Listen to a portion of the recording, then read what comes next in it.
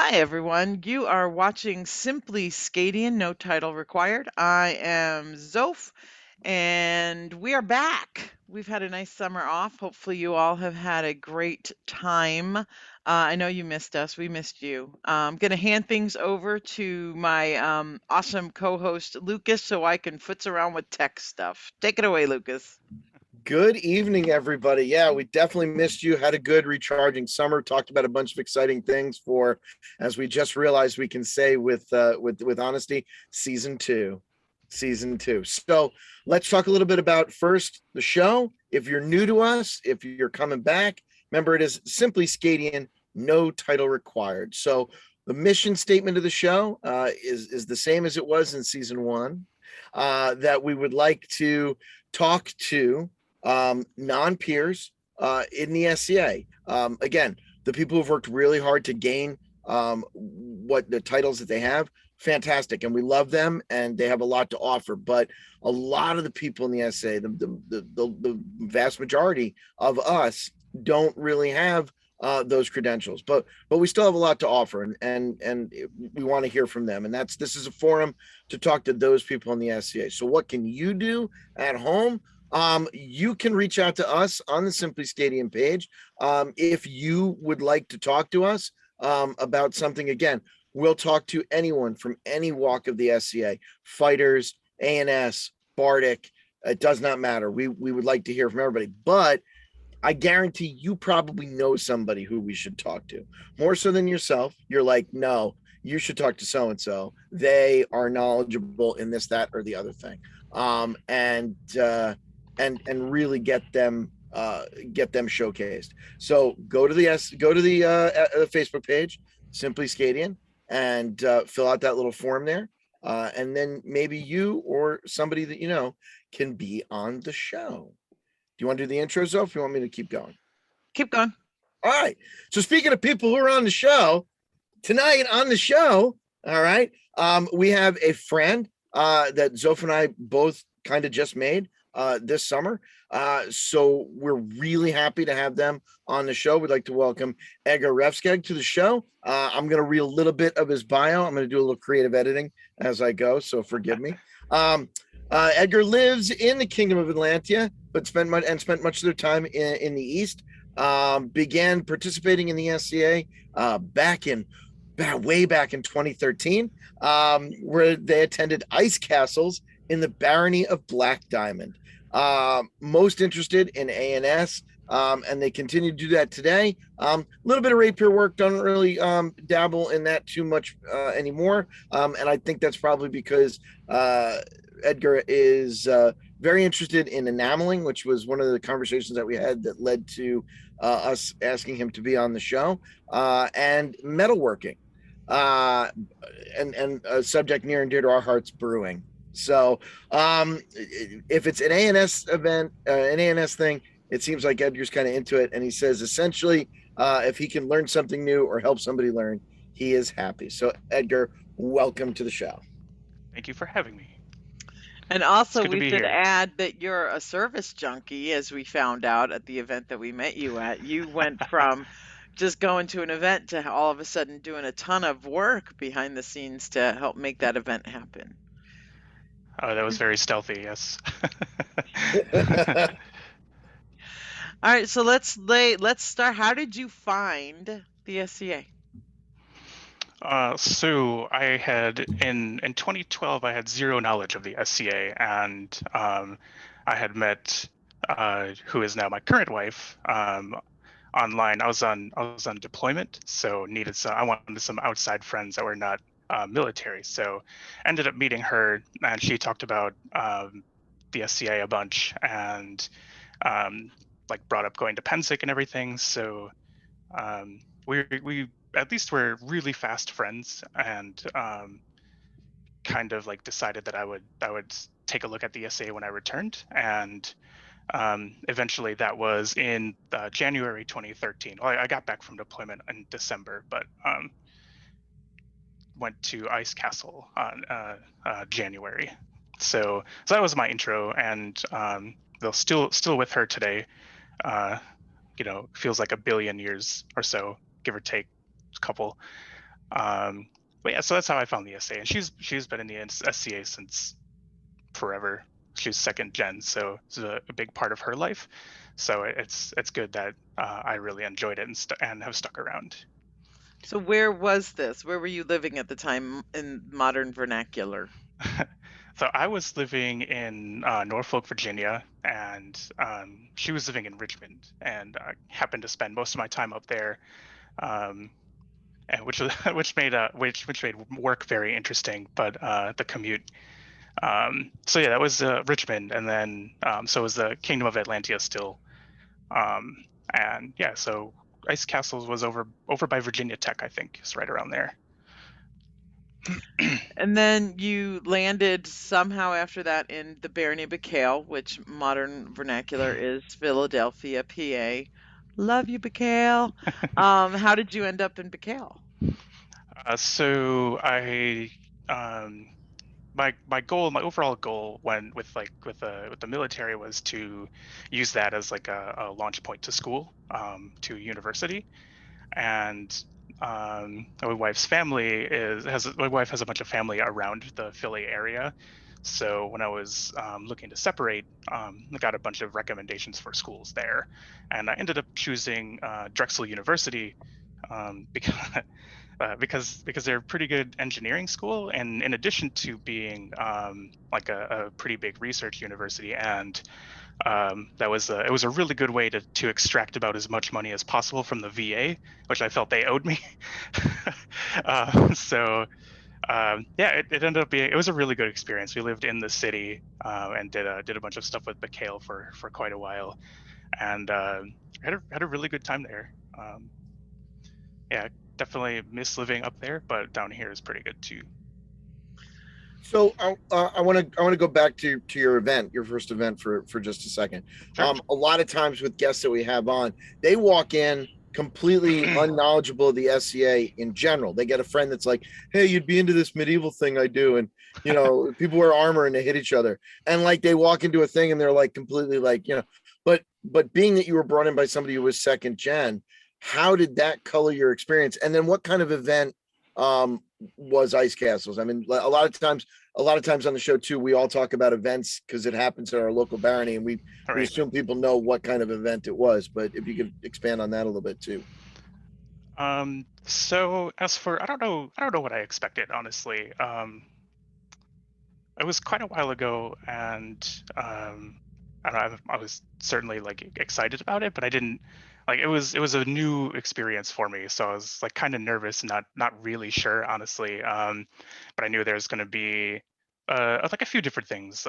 Most of our friends at that time were rapier fighters, so that was a little bit of a focus there. And I watched heavy fighting for a while, and I thought that was pretty fun. Um, but yeah, other than that, it's kind of a whirlwind, I guess.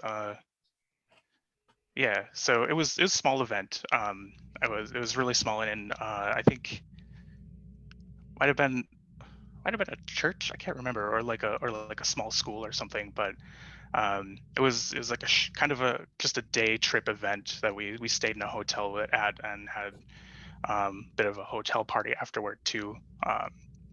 So it was, I think, largely a very social thing for me, which is what the SCA is in general, anyway. Very very social focused. So let's talk about arts and sciences, my friend. You Sure. do a whole bunch of cool stuff. Thank you. What was your first dive into A&S? What got you first started doing art? I think it was leatherworking. Like leatherworking was my start, and that um, oh, man, yeah. So I didn't want to get into metalworking because I didn't. It required a lot of I don't know, like infrastructure that I didn't really want to gather at the time, because it was like kind of transient, um, and didn't not I'm not really good with fabric. So I chose something in the middle, which was leatherworking, and it didn't hurt that a friend of ours, dad, was a leather worker also, so he was able to kind of get me on my initial foray into it. And I'd also done modern homebrewing before then. When I was in the Navy for a little bit, did some homebrewing, and so that was also something I sort of looked into, but not immediately. Um, I think like first was leatherworking, followed very closely by homebrewing, and then when we moved up to Philly, pretty small apartment, so picked up making mead because it doesn't require a whole lot of stuff. You could just throw honey and water together basically and ferment it, and it required far less space than I think all the brewing stuff I would have needed. Didn't need to heat anything either, which was nice. All right, so Or not much. I've never made mead, and I, being somebody who doesn't drink very much, I think I've had a couple sips. What's the process of Right. making mead? What do is it really just honey and water? Honey, water, and yeast are the three like most basic components, and um, it, it's yeah. So mead is like the term mead that you apply is it indicates a drink whose primary fermentable sugar is honey. So there's several categories within that too, which there are like melomels, which are honey and fruit mixed together, and then there's like metheglins, which are honey and herbs of some sort, like basil or whatever. And there's endless combinations thereof. There's some other ones like piment, which is grape juice and honey combined. And then similarly, there's braggot, which is like grains. So like basically, it's like a beer mead essentially. Um, so those are like the overall categories, and then yeah, you apply yeast to it, which creates the fermentation process, which ultimately creates mead or whatever drink you make. And the names are just for categorization. Like I don't think they're super important other than to understand the process for it. So you don't do, because I'm a baker, right? So when I'm baking, I mix the yeast with warm water, warm milk, whatever, Mhm. to wake it up. Do you have to do that when you make mead? So mead in particular is kind of finicky. Honey is a pretty tough sugar on yeast, especially. So if you just toss a packet of yeast into honey, it kind of has some trouble and produces some weird flavors. So um, you can do that like you do with bread, just kind of wake it up and toss it in and call it a day, and that will work. But to better variable control and to produce more consistent results with mead, it's best to create like a yeast starter of some sort, and specifically use a strain of yeast that has been bred for the operation. And the yeast starter is basically like you make what amounts to like what I call like a mini mead. So it's like a sugary, watery um, mix that you put the yeast in, so it's in a really good environment to grow, so you get a really nice colony of yeast, and then you can pitch that into your honey water mixture, and then it'll be a little bit easier on the yeast, and you could produce more consistent results. I don't want to say better, because I think like brewing, a lot of it is about variable control. Because you could produce something amazing, or many things that are pretty amazing with relatively little effort, but to produce something consistent and I don't know, good quality over time, it's best to have good variable control like that. So how do you keep Okay, it from, I'm like, wait, no, wait a minute, go. Lucas. So how do you keep it from exploding? Because isn't that a problem sometimes with mead that you can have like blowouts? uh, yeah, so one mead we made was a blueberry mead, and it was very happy, and it burst it burst so the way you let the gas off is use an airlock, and that's like it's a little plastic device. You could either do that or use a blow off tube, which is just a tube into a thing of like sanitized water. But those two are very common ways for modern brewing to let gas out but nothing else in. which would again kind of taint your drink that you're trying to make. So yeah, we've blown off a few airlocks and a few corks from wine bottles. Even with a lot of experience, still prone to making plenty of mistakes. And I think one mead I had from it, because in the small apartment, all the brewing stuff was in the bedroom, and one of the corks popped off and sprayed into our bed, which was fun. Good times. That Oh happened in the yeah, middle of the night, or did it wait until you were both gone to work for the we day? were gone. We came back Yeah. and we're like, why is the wall stained?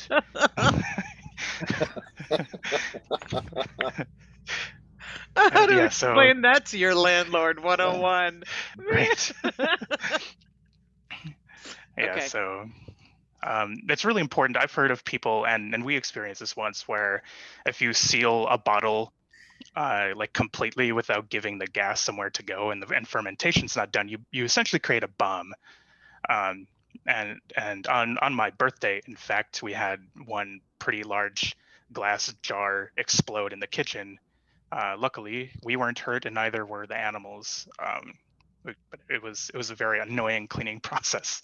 Yeah. Um, so yeah, it's very important to ensure you account for fermentation in different forms. And there's ways to check too, but like I said, I certainly make mistakes even presently after some experience. So Nice. All right, Lucas, I know you had a question, and Well, I I mean, wouldn't let again, you. you just seem so like it's something that I know about you. You love the research process. And like again, you were asking a question like, is that how you make mead? And then here, like you broke that down. I'm taking notes. Yeah. Like, Yeah. I was like, the fruit ones are called, I mean, I want to. right. So what is it about the research process as it pertains to period A&S that really you like what do you gravitate towards in that process? Because there are some people, I mean, again, I'm a high school teacher in my mundane life, and man, the people I work with every day hate research, despite how much I try to get them to do it. So what is It's it that's uncommon. attractive? Yeah, what's attractive about that process for you in terms of the SCI? Honestly, it's something that I think applies to pretty much my whole life. And it's a kind of, I don't know, compulsion to peel back layers on something. And I noticed I learn best when I understand something from basically from the ground up. So learning about mead at first, as an example, and that's one thing that I really like about brewing too, is there's so many layers, and there's so many different things you can think about to improve or change to make either a more period beverage or more I don't know, tasty, or like add different things. But yeah, for me, research is about, I like learning things in a deep dive way, and that's the way I learn best, and that's how it really clicks for me. So that's basically the gist. And I guess to use like programming as an example, learning programming. I know it's not SCA related, but I think it'll analogize well. Um, I've learning just some scripting languages wasn't. I felt it felt difficult to really internalize this, and it wasn't until I learned like what this code does underneath that it clicked, and then like what it does to do underneath even that. So the further deep dive into, or like I said, peeling back layers on these things to understand how they work at a fundamental level, and then applying that back. So that kind of compulsion uh, gives me energy for research and like thinking about different things, and why are things done the way they are. I'm the same way. I got to know why. I want to know why about everything. When they were trying to teach me Git, and I was like this is how you use GitHub, and I'm like, no, we got to go all the way back, bro, to what is Right. Git. So, Yeah. yeah. Sorry, totally geek talk. Sorry, friends. Go ahead, Lucas. That's right. That's all right. I'm again, as I always say, I'm the everyman. I don't understand half what you just said. So there were words in the English language. That's all I recognized. So I got that.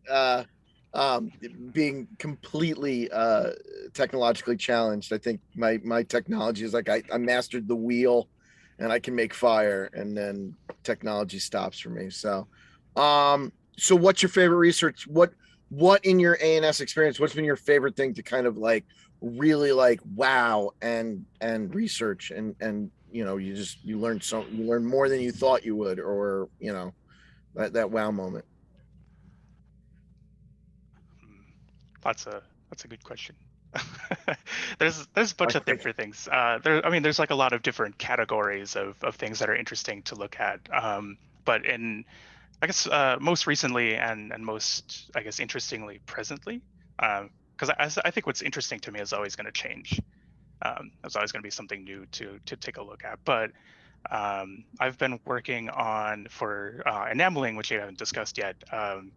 Been working on recreating a French medieval coffret from 12th century, and again, it's another thing that has a lot of layers to it because at the Met and on the web on the Met's website and in the Enamels of Limoges book, there's a lot of information about this box. And if you just look at it, it's like, okay, that's a wooden box wrapped with leather with a bunch of enamels on it, and these enamels. So there's a lot of stuff there, like what kind of wood was used by these artisans who built this box, and like what are kind of dimensions were standard for that time period, and then what kind of leather was used to wrap this box, and I think the book indicates that some of the pieces of the box were replaced over time. So it's interesting to look at how that changed the nature of the box, and then I think it uses several different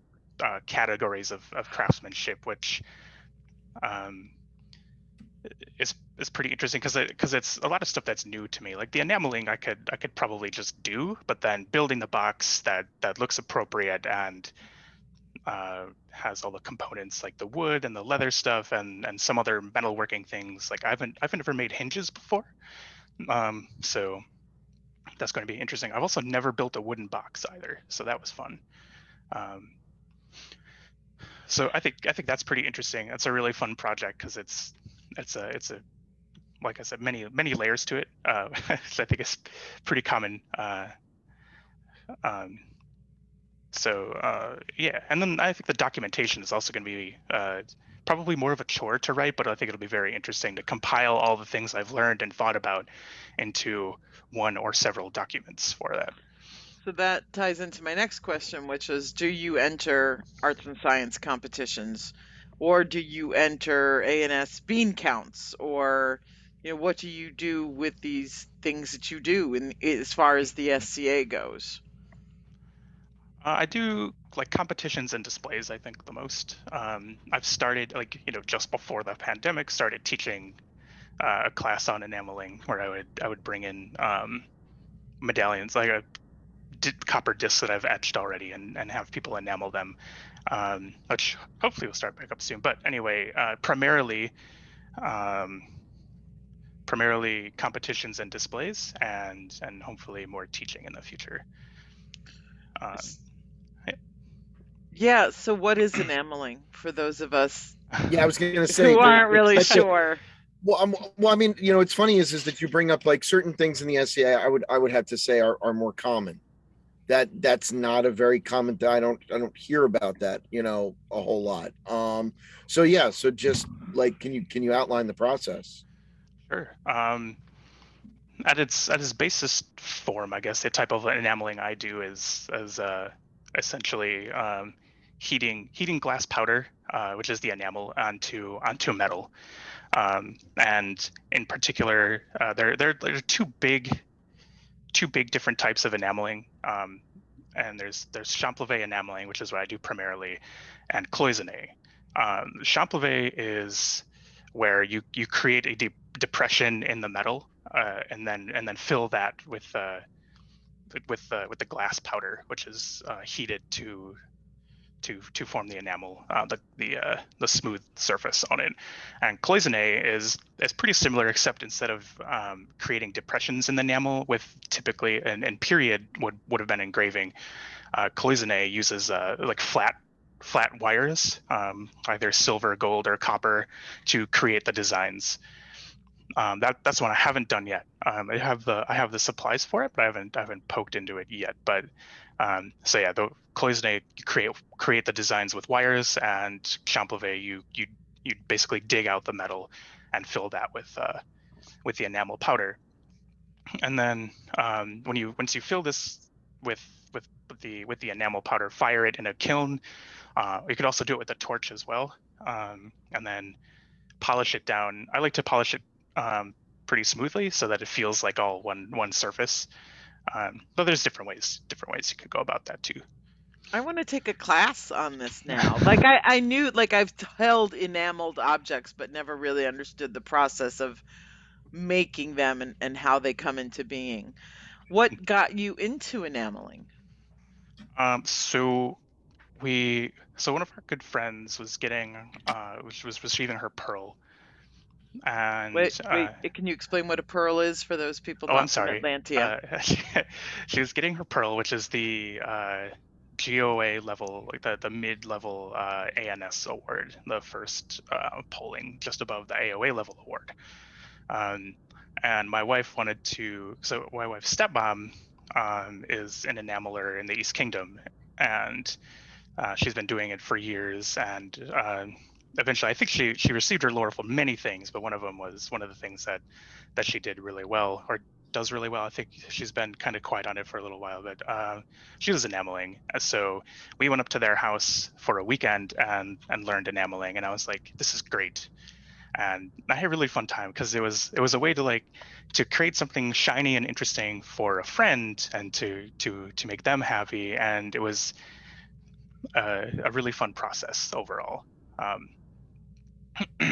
So that was in, I guess, 2018. Yes, I think that was in 2018, and February 2018, and I think like a few months later, I bought a kiln and the rest of the supplies to do that for myself. See, And so here I'm thinking you're like creme bruleeing it, but no, you actually have a kiln that you do it. Well, I mean, like literally right. never theater laurel, thanks. So you had to lay out the money for and I'm sure the glass isn't inexpensive either. It kind of lasts a long time. You could buy, I think it's 2-ounce samples from like Thompson Enamel for just a few bucks, and that kind of lasts a while. Or no, they're less than that, I think. But anyway, it does go a long way. I've been surprised at how long this stuff stretches for, and the actual material cost isn't too bad. The copper discs are like a couple bucks each, and then like the energy from the kiln and everything. So the actual like material cost for an enamel is pretty small, but it's the equipment and labor that's considerable for enameling. All right, Lucas, we're taking a class on enameling next Yeah, Pensic, well, okay? I have a question about it in general. So, how old is this process? Like, I mean, how far back into does it start, or at least your process of it? You had names for the process, so it sounds like it sounded vaguely French to me. So Yeah, the Enamels of Limoges book is from, I think it's from around 1000 to about 1250. So around that time, and then enameling's been around for a long time. I'm not exactly sure actually. I've mostly done my research on the Champlavet enamels from Limoges. But I know there's been pieces that are found in England that are super old. So it does go back quite a long time. I'll make a note to look that up. Actually, it'd be really interesting to learn the history of enameling more. Look at what you did. Look at what you did. More research. More research. Down the rabbit hole. Yeah, I know people that have like fully enameled belts, and they look so beautiful. It's not my time period, but they're beautiful. You know what? We didn't talk about your blog. Oh, my blog. We should mention. Do you use your blog often? Let's see. My last thing in there is from July 2019. So it's been a while. So we need to get you back to that. Yeah. I do have stuff I could add also in some things, but yeah, my website, my blog, and kind of I guess just ANS thing is refskegbrewing.com, and it has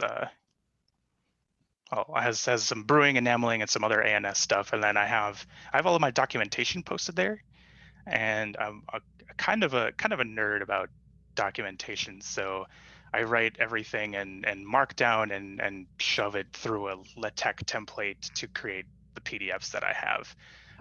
So it's pretty non-standard, and not everyone should do that, because it's a lot of it's requires some like extra knowledge that I've like banged my head on for a little bit and kind of found a decent process on. It's not for everyone, but it also won't stop me from trying to convince other people to do it too. We'll have to compare notes on researching because that's one of my, I love the performing part, but I really love writing papers. Such a dork. Excellent. Why is Zoph back in college? Cause she can write papers. Thank you. Thank you.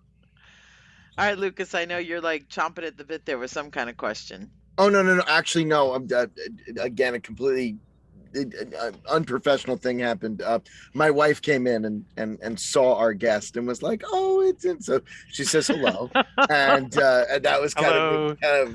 of off camera, like, I know it's him, right? And and then It's adorable. Lucas's I wife is appreciate it. awesome for everybody who knows. I haven't met your wife yet, Edgar, but judging by her husband, she must be a pretty awesome lady. Well, she does put up with me, so there's some points in her favor at least. But she's great. So what else do we want to talk about? So we've really dived in deep into ANS and stuff. Now, you did play in Rapier for a little while and you no longer do that. Do you want to talk about why you're not into Rapier anymore? Or do we want to just keep on coasting and go somewhere else? I mean, the primary reason is that like my primary, I don't know, I guess two primary enjoyments out of the SCA is a social aspect and ANS. I've always been more of a crafter person and like a researcher, very academic. So Rapier was kind of it was interesting to try, but that's not my primary thing, and I don't ultimately prefer ANS over Rapier. I hear you. That's pretty much it.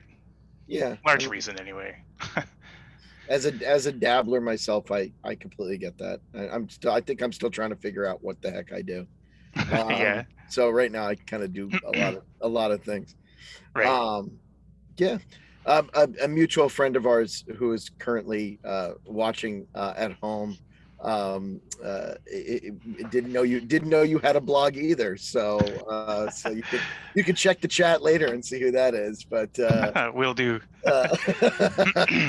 Little shout out to you there, Steph. So all right, so we have leather work, like you kind of gatewayed from leatherworking into enameling. Now you're looking at metalworking now, which is something you previously said because you were kind of transient, you were moving around a lot, that the equipment didn't really seem like it was a viable option for you. So now with metalworking, how are you progressing into that, and what do you ultimately want to do with metalworking? Because I think that's a very broad term too. I mean, it is. some people make jewelry and some people make armor, so it's like Right. So where do you want to go with that? Basically, it's an extension of enameling, because it started off with just enameling. I was like, all I'm going to do is enameling. I don't want to do anything else. I don't want anything to do with that other stuff. I have enough stuff to do, and then start to get fairly proficient at enameling, so it's faster, and it's like, I wonder how I can improve this. Or another one of our friends was receiving a peerage Master of Defense at Penzik, and I think traditionally they have like a white sort of ribbon or band or something for their collar, and it's like, so it's primarily what I've done is just use jump rings and a chain for the medallions. So had to kind of make a change there to be able to accommodate a ribbon through this medallion that I made for him. and Master Mwyn from Bacale is an awesome jeweler. So I asked him for some help on to brainstorm ways to do that, and he was like, "Oh yeah, just come up to my shop and I'll show you how to do it." So he helped me make like a, what do you call it, a V bail for the medallion, which was soldered onto the back. So instead of just applying a design to metal, etching it, and filling it with enamel and calling it a day, had to introduce another step where had to cut out a piece of metal, solder that onto the back, and that's kind of how it grew. And then further, I mentioned briefly earlier that enameling in period was all done through engraving, and that's a very, very labor intensive and time consuming process. But after etching medallions for a while, there's some limitations there, because etching is a really violent process, and the transfer of the design and then the fidelity of the etch varies. So again, it's like I was mentioning about brewing, to control variables, it'd be a lot more efficient to engrave these. So next step for me, I think, is to learn engraving and to become proficient at that, to at least be able to create stuff, or maybe to what I was thinking of is etching primarily for like the bulk of the metal, and then finishing off with engraving to like kind of clean up the lines, make it look nicer, and to kind of learn the period method for doing that. What's the difference between etching and engraving? So engraving, you use a tool to remove the metal. So like they call them gravers, which is basically like a piece of metal with a sharp point of some sort. There's different kinds. It's either like a knife edge or a flat edge for removing large pieces, or I think some are rounded. So you use a tool to remove the metal in the shape and design you want. Whereas etching, you use some kind of acidic chemical to dissolve the metal. And in this case, the enamels from like the enamels of Limoges for the Champlevé they did were engraved in copper and then gilded. So they're a copper base. So to etch copper, one of the really easy like chemicals to obtain for that is ferric chloride. So that's what I use for etching, and it's a very similar process if anyone is familiar with etching circuit boards at home. It's basically the same process, except more metal, different designs are not going to be soldering components to these either. So yeah, that's a big difference. I'm being really nice right now and not like really picking your brain. So I will be picking your brain hardcore later, because I have so many more questions about this. But Yeah, anytime. that's a deep dive into this process, because I find it fascinating. Go ahead, Excellent. Lucas. What's your question? So what do you need then? What's your next step forward on the metalworking? What do you need that you don't have? Well, he said he's going to make hinges. Don't you remember, Lucas? That's right. That's the Yeah, next what do you thing, need? is making What do you need to make? hinges. What do you need to make a hinge? So there's all sorts of different kinds of hinges. I don't know how to do any of them.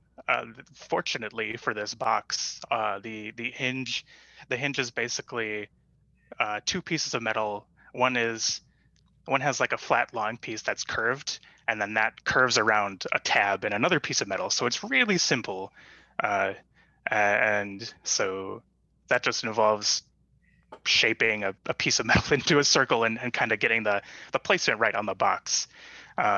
So fortunately, that'll be a fairly straightforward process. And I was gonna cheat and have the metal laser cut to the dimensions I want, and then because they're not a critical. My main focus is the enameling part of it.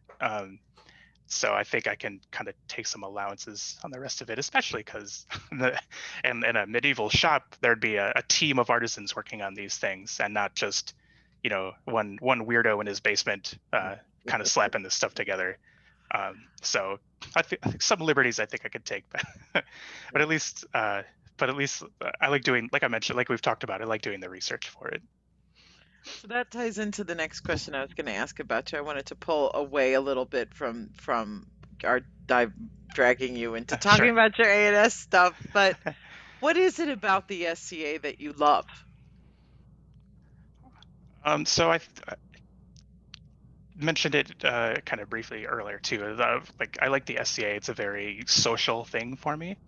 Um, and I've said this I think a bunch recently, but I like meeting weird people doing weird stuff, and the SCA has a lot of that. And I've made like a ton of really good friends. I think all of my like closest friends presently are from at least some part of the SCA, whether it's like from like specifically Penzic folks or SCA people or ANS people. Um, or people do a lot of service and that kind of thing, but it's scattered quite a bit. But I think that's the thing I love most about the SCA is the social part of it. And uh, I like meeting weird people, and there's all sorts of different like backgrounds too, so I get to learn and interact with a lot of different people, and not just like stick in a bubble, you know what I mean? Yeah. You mentioned service. I know you have a job now within the SCA. How did you come to that, and what position do you hold currently? So I'll answer the second one first. I am presently the barony of Lochmere and Atlantia. I'm the seneschal, and I came to that. Our good friends Linhart and Ledia were they ran for baron and baroness and won. And the previous seneschal, he and his wife were moving, so he was relinquishing the seneschal position. So I was like, so they needed someone to take over, and I was like, I could do it, sure. That's kind of how that ended up that way. And it gives me a way to help them out, and get to help out our friends, and make sure their reign is smooth, and I can apply my, I don't know, social skills or whatever to whatever they need, and help around. Hopefully, like I like kind of doing things in the background. So it's a good way for me to help out in the way that I think works best for me.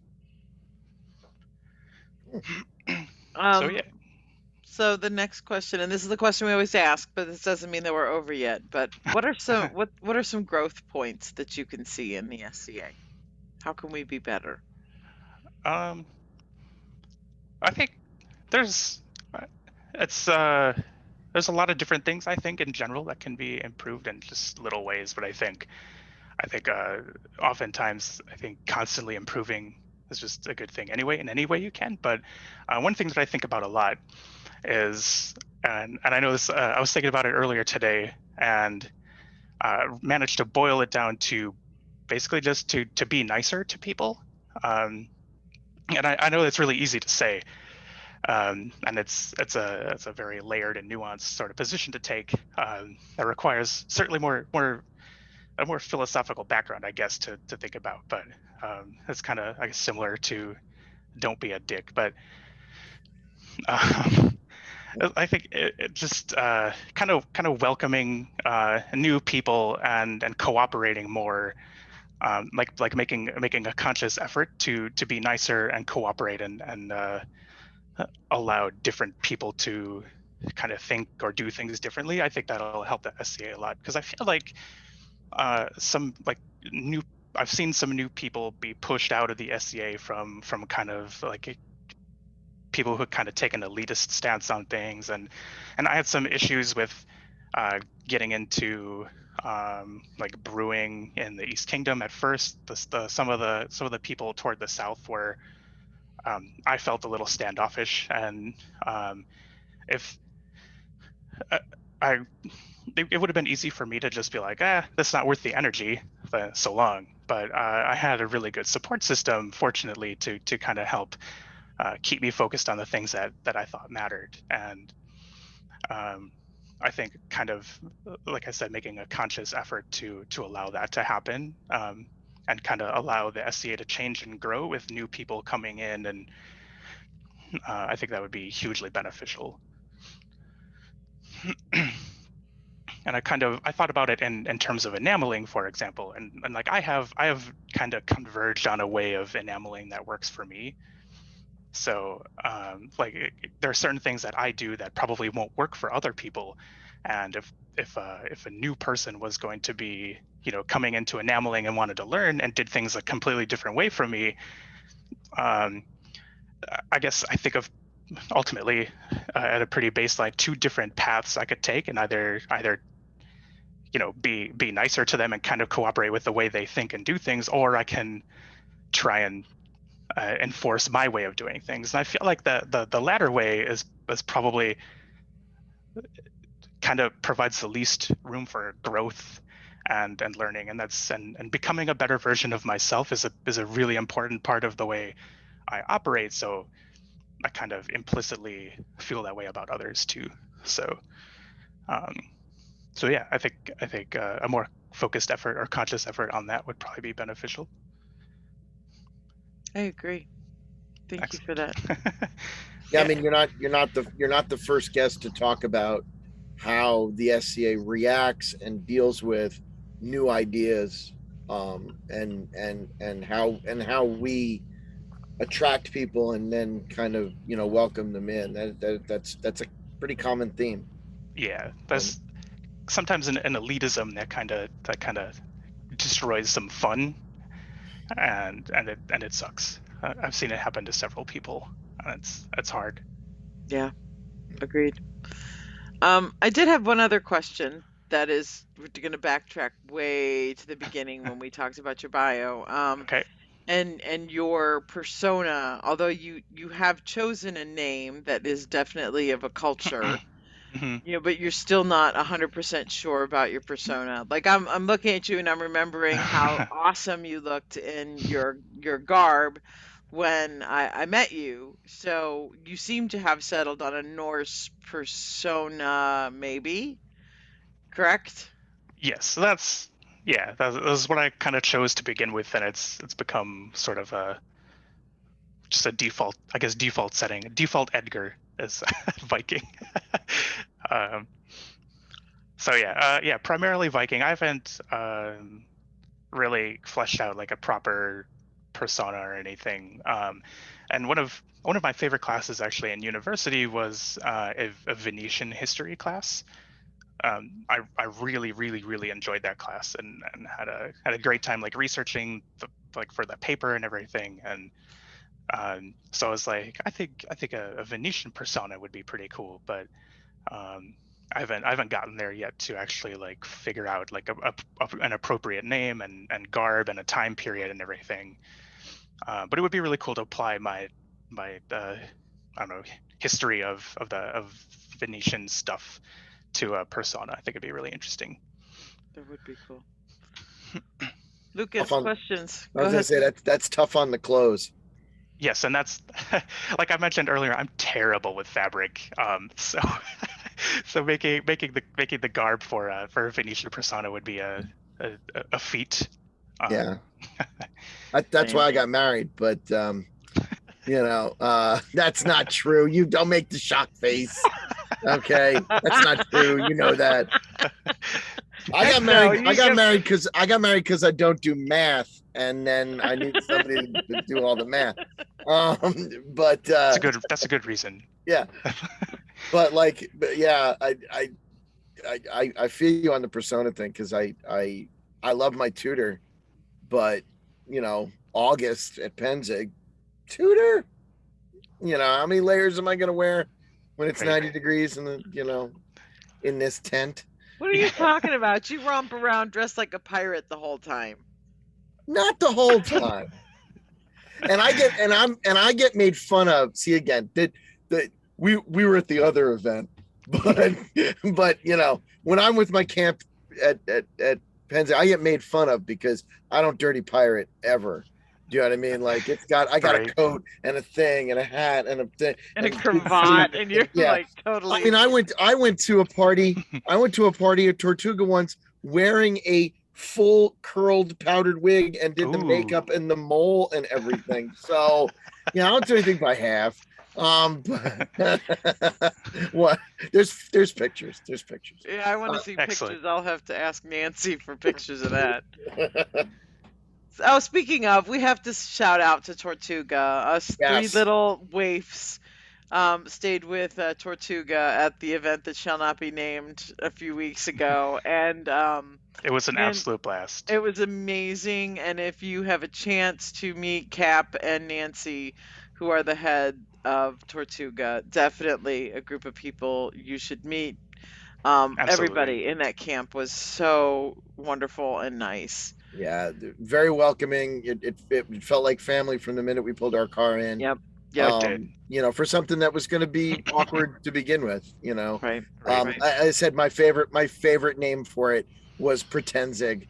That was my of the names that were applied to it. Pretenzig was my favorite, but Right. I loved playing pretend at It was Tortuga. great. It was a lot of fun. So Yeah. so I appreciate those folks a lot. So there we did our shout out to our good friends at Tortuga. What else? Some of whom are watching, by the way. Oh yeah. Oh Hi no. guys. Hello everyone. So I guess we're gonna wrap it up here since I'm sorry if anybody noticed me yawning on and off. It's past my bedtime. But I love you so much, Edgar. I'm gonna stay awake for you, babe. I'll Thank stay you so awake for much. you. I am honored. So thank you so much for joining us tonight on Simply SCAdian No Title Required, Edgar. Thank you for having me. It's What been really is fun. Are you going to events right now, or are you sort of not doing events yet? Well, I will be going to Battle on the Bay, and that's in our barony / Storvik next door hosts that, and it's down in Maryland somewhere. I don't know Maryland very well, honestly. That's but it's in Maryland. So I'll be going to that in a month, I think. When is it? I don't know when it is. I just signed up for it, but I'll be going there, and then War of the Wings afterward. And I'm not sure. I haven't thought about what's next after that, but Okay. so yeah, I will be attending events down this way. Nice. And again, if anybody's interested, Edgar has a blog, refskegg brewing.com, refskeggbrewing.com. Although there's nothing really recent, all the past articles and stuff is pretty cool to read and catch up on. And send me an email or chat with me whenever. I'm always happy to chat with anyone about this stuff. Right, but y'all need to wait because I'm gonna pick his brain for the first few days. No, go ahead. Y'all can have him first. I know how to get in touch. Lucas, Excellent. you want to bring us out? Sure. So ordinarily, this is the time where we tell you who's next, who's in 2 weeks. But we decided we're gonna mystery guest it in 2 weeks. We're kind of, we had a couple people on the list and did not necessarily do our due diligence in reaching out to anybody. So it's going to be a mystery. So keep your eye on the Facebook page. Look for those ads that say who's next. And once again, we implore you for this season to get us some different people. Again, being East Kingdom and Mid Realm, we know people there, and we're pulling from. We'd really love to get some people from all over the country, or maybe even outside. You know what I mean? If there's somebody that you can connect us with, so we'd really love to explore more of the known world than just our nice corners of it. So please look out for that.